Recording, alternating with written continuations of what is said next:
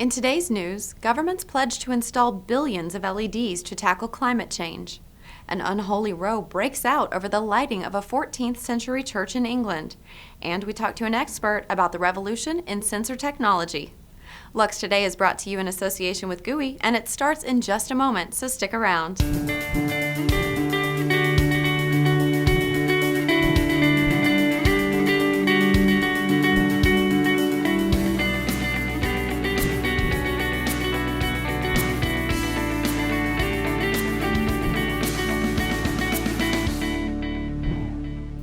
Hello and welcome to Lux Today for June 14th. I'm Courtney Ferguson.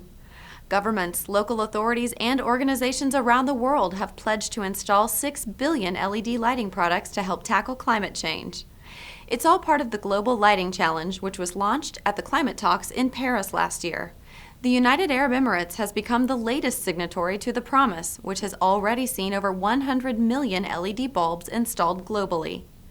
Bill Bean, who is the head of strategy at Philips Lighting, said, "The clock is ticking for humanity. We need to act now before it's too late."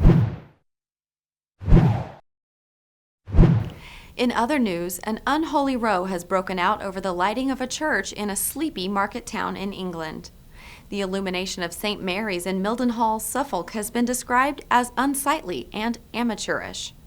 It's also emerged that the workmen installing the lighting drilled into the historic stonework in the protected 14th century building. The vicar, the Reverend Sue Leathley, has been reprimanded by church bosses. In a report, the Bishop David Etherington described the work as unnecessary and damaging. And now, the local archdeacon, the Venerable David Jenkins, has ordered the lights to be switched off and removed, and the church returned to its original state. Reverend Leathley admitted that she had decided to take a risk by letting the work go ahead without permission. Now, how would you like to dim your lights with a hand gesture? Or how could lights detect how many people are in a meeting room? These possibilities are available right now, thanks to a new generation of smart sensors. And the options appear endless.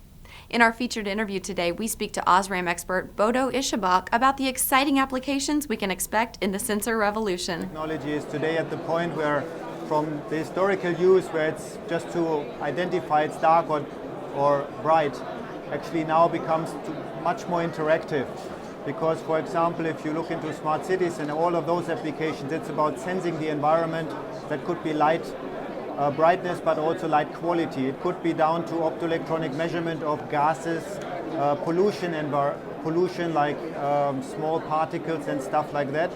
Then the other aspect is sensing all about the human, where the human is in the system, and that is basically down from a fitness tracker where you measure optoelectronically heartbeat, blood oxygen.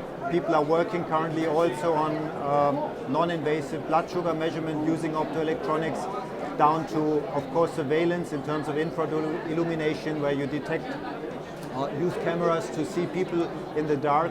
But also, of course, people are more interested to see, are people present in a room or are people present in the proximity of something without actually camera solutions because of privacy issues.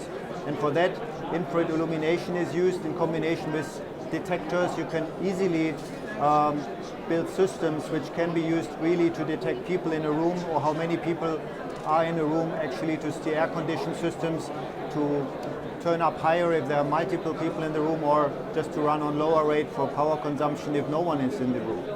So there's a lot of things happening like this, and then of course there comes the mobility topic of this interaction, which is people move in the system. They move around in the city, they want to have light where they are, and all of those presence detection of motion, gesture. For example, if you know the game machines where you have the gesture interaction.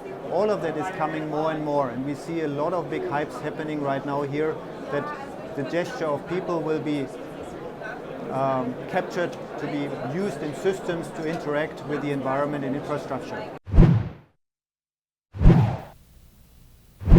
That wraps things up. Lux Today has been brought to you by GUI, the IoT lighting people.